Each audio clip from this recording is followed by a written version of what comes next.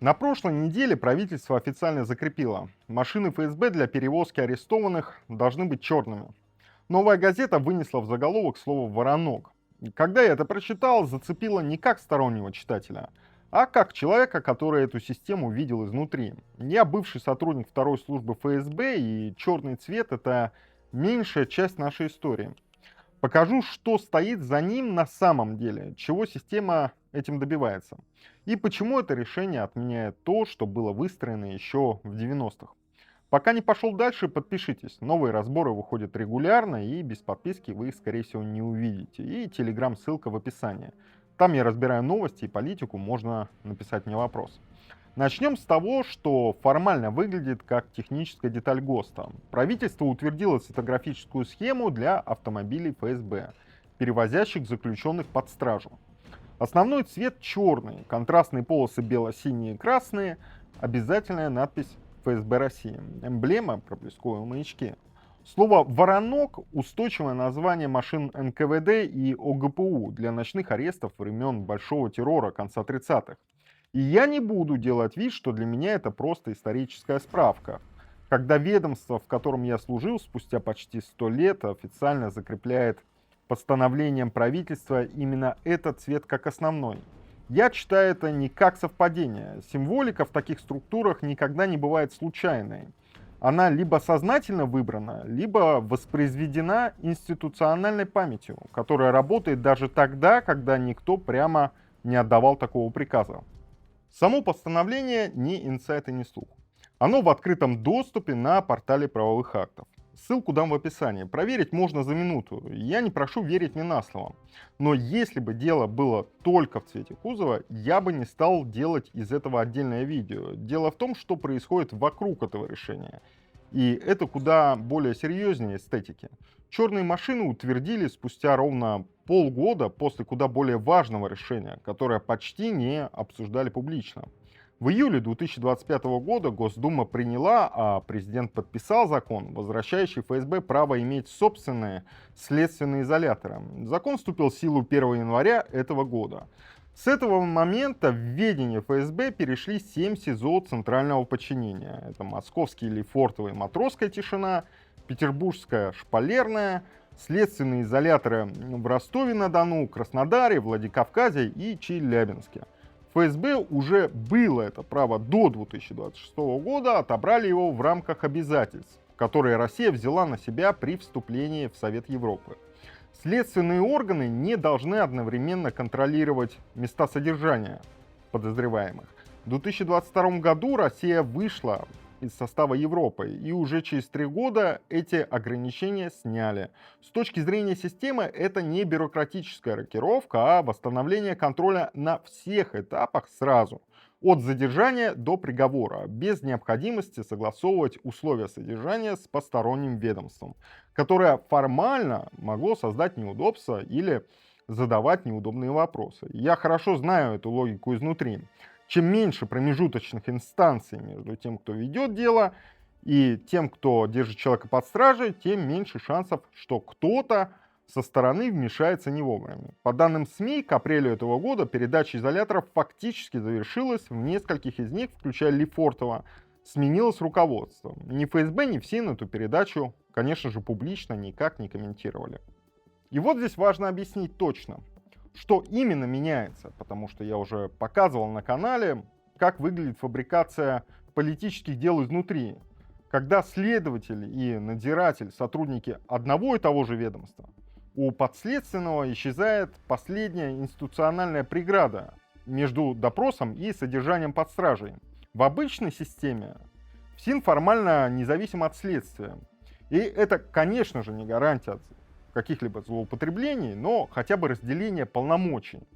Когда оба процесса замкнуты внутри одной структуры, это разделение исчезает полностью. Я рассказывал в отдельном видео, как устроена система тайных свидетелей, как этим пользуется вторая служба ФСБ. Заранее сфабрикованные показания, которые направляются сотрудникам, а сотрудники центрального аппарата зачитывают их за агентуру ФСБ и за оперативных сотрудников в зале суда вместо свидетелей. Судьи, которые в курсе всего этого, что вместо реальных свидетелей сотрудники ФСБ, и даже тогда при формально разделенной системе это работало. Теперь эта прослойка исчезает вовсе. Тем, кто ведет дело, и тем, кто держит человека под стражей до суда, не нужно ничего согласовывать с посторонними ведомствами. Условия допроса, доступ к подследственному, психологическое давление между заседаниями. Все оказывается внутри одного контура. Это не гипотетический риск, это именно тот механизм, который делает будущие фабрикации политических дел технически проще, чем они были даже в моей практике, чему я стал свидетелем на службе. Эксперты опрошенных изданий напрямую называют это базой для нового ГУЛАГа. И это не метафора для эффекта, а как содержательная характеристика структуры управления. И я не буду спорить с этой формулировкой, не буду ее смягчать. Именно из-за такого совмещения функций пенитенциарную систему в 90-х и забрали у силовых ведомств. Есть и практическая деталь. Даже криминальные авторитеты того времени, в 90-х, жаловались постоянно на условия в Лефортово, именно из-за жестокой изоляции, невозможности передать записку или созвониться с волей. И это уже не гипотеза о будущем, это уже действующий режим содержания в изоляторе, который теперь официально относится к ФСБ. И вот деталь, которую связывает этот ролик с предыдущим, и это не совпадение.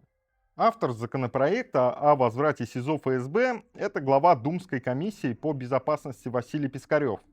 Тот же самый Пискарев, чья комиссия по расследованию иностранного вмешательства внесла закон об ограничительных мерах против уехавших россиян, которые я разбирал в прошлом видео. Это логика, которую я хорошо знаю изнутри. У системы редко бывает один архитектор под одну узкую задачу. Выгоднее, когда один и тот же человек выстраивает сразу несколько направлений давления, потому что тогда рычаги можно комбинировать между собой.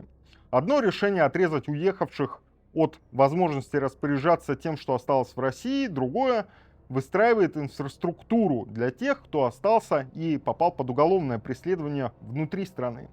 Разные инструменты, но один и тот же почерк. И, что важнее, одна и та же логика усиления возможности давления, а не латания конкретной дыры.